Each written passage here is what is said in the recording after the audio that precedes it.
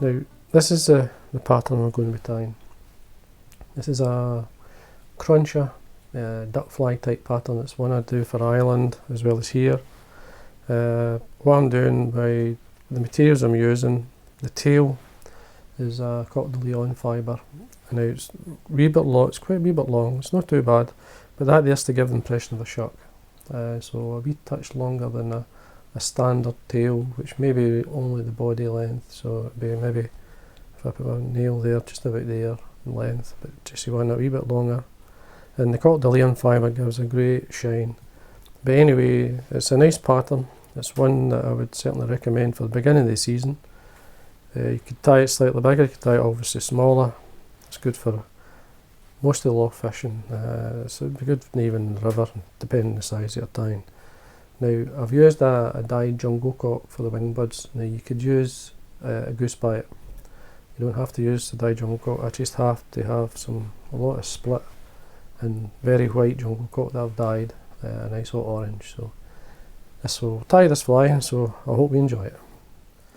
Now the hook I'm going to be using is this one here. This is the Full and Bill. It's a competition heavyweight in size 12. Now I tie this both in the 12 and 10s. So they both work though. When I tie it in the 10 I tie it quite short. But the standard sort of size for the duck fly would be size 12. Now you could tie this without a tail and then on a curved hook and do the same dressing going forward. It's up to yourself, but I'm going to tie it more or less as I say the cruncher. So the thread I'm going to be using is the uni thread 80 in black.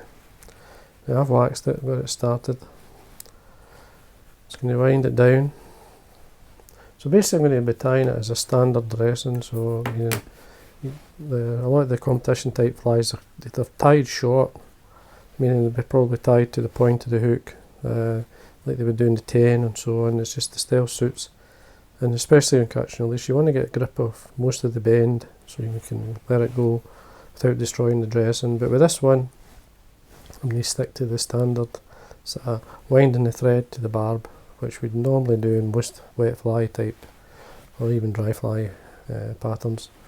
Now the tail I'm using, this is a Coq de Leon. This one here is from Herl. This one here, Coq de Leon, it's light speckled, quite a nice one for the tail. Now the light speckled will give the impression of the shuck, so don't be shy. So basically what we do is a good 6+ fibres. You're looking for a length, at least could be the hook length or shank length, tie it up to yourself. Just tie that on the top, a couple of turns to hold. At this point I'm just checking the length. I'm happy with the length, which I'm not, so I'm just going to pull it in a wee bit. So there, I'm keeping the fibres straight there rather than spreading them. So when I'm happy with the length, then I can trim at the length of the body, which is there. The rib of the fly, I'm just using a number 27 or a small silver wire. I'm going to go back a turn, catch this in. And then I've got some dyed for the body, dyed black. This is cock pheasant tail. Now don't be shy with the fibres, but just make sure you've got enough to get up there. So a good half dozen or so. We bring them 90 degrees from the stem of the feather. And the tips should naturally line up and then tail them away. So what we're going to do here is tie them in close to the tip. And the way I do that is to come over with a loose turn and lightly pull it in. Just pull the fibres into the tips. And then as we can tighten up as we wind up. Now 2/3 of the body is the pheasant tail fibre and 1/3 or so is going to be peacock herl. So the pheasant tail fibre is the weakest. The best way to protect it is to wind it the opposite way you're going to wind your rib on. So I'm coming on back to myself. Now to tie off, because of that, because I tie away from myself, I've got to go across the fibre with a turn and a turn onto the hook to lock that in and do the same again and again. Trim this away.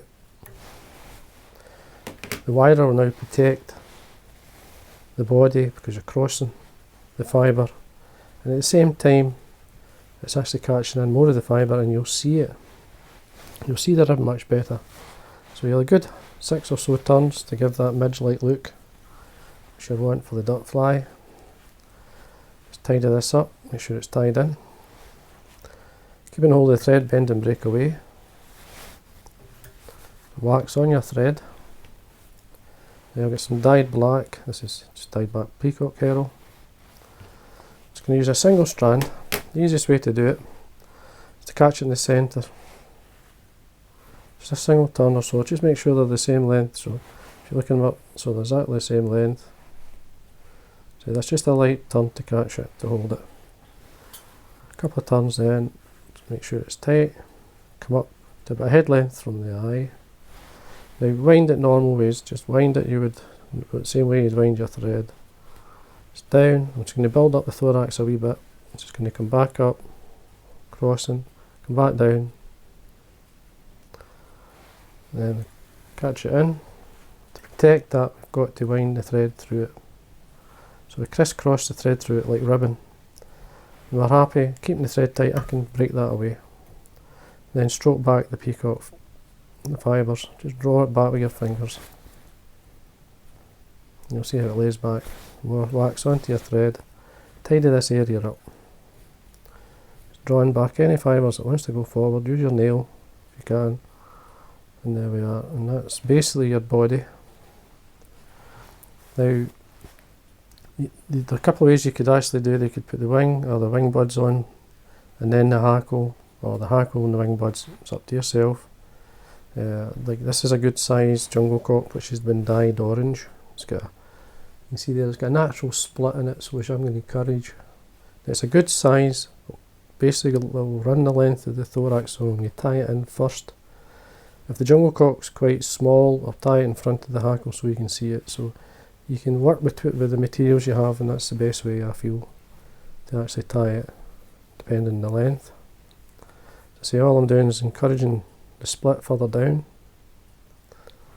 We can tear away these fibres, we don't need them. Just keep a hold of the eye. There we are, so we've got the jungle cock. Let's get the split which runs towards the black fibre on the jungle cock. The length should be, if it's a reasonable size, around about the thorax length. So what I'm doing here is encouraging it to split and lay either side of the thorax and come over with a couple of turns. At this point you're just making sure it's sitting in the right area. That looks okay. Now basically what I like to do then is to fold it back. It ties it in far easier, it's much stronger from that way. So there we are. So that's a very good midge-like colour combination with orange wing buds, obviously the body. Tail gives the impression of the shuck. Now the hackle at the front could be black. In this case I'm going to be tying a Grizzle hackle, which really works because you've got the black-white mix. This is just a hen. This one here's a cape that I got from Whiting. Just a hen cape. So I'm going to just remove the tip, trim it so there's at least a mil or so there to tie in. Now I'll get 3 or 4 flies out of one feather, so catch this in, nice base of thread down. Hackle length is up to yourself. A lot of guys like it really short, some like it long, it's up to yourself. Just tie to suit you. Just experiment and have some with short length and fibre. Now a couple of turns or so is enough. So what I usually do is, into the last turn I follow up with the thread, catch the hackle in, just basically hold it there. Just get a turn or two, but I know if I fold this back, because the thread come down a wee bit, so I can fold it back and tie over that, and that there will tuck it back, tighten it up. I'll show you how tight it is. It means I can break it off, keeping the thread tight when you do that. So, and then go straight in and whip finish. Just keep the thread tight and do that. That makes for a better fly. If you put too much hackle on, you'll cover your jungle cock. You'll lose your shape.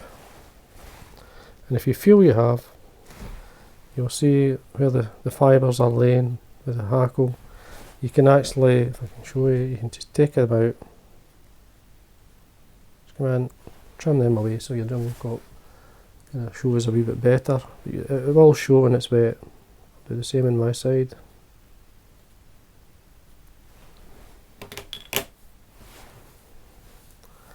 And there we are. And that's well, it's a duck fly. It's a cruncher style fly. Very popular with the loch fishers, competition anglers. And this is a good pattern, so all I have to do is to finish off with light coat varnish. Just onto the head, all the way around. I see the eye is clear, so I don't need to clean it with anything, it's okay. And there we go. And it's a nice pattern. This is a good fishing fly. It's a good fishing fly in wild brown trout, whatever. Tail length is up to yourself. It can be as long or short as you want.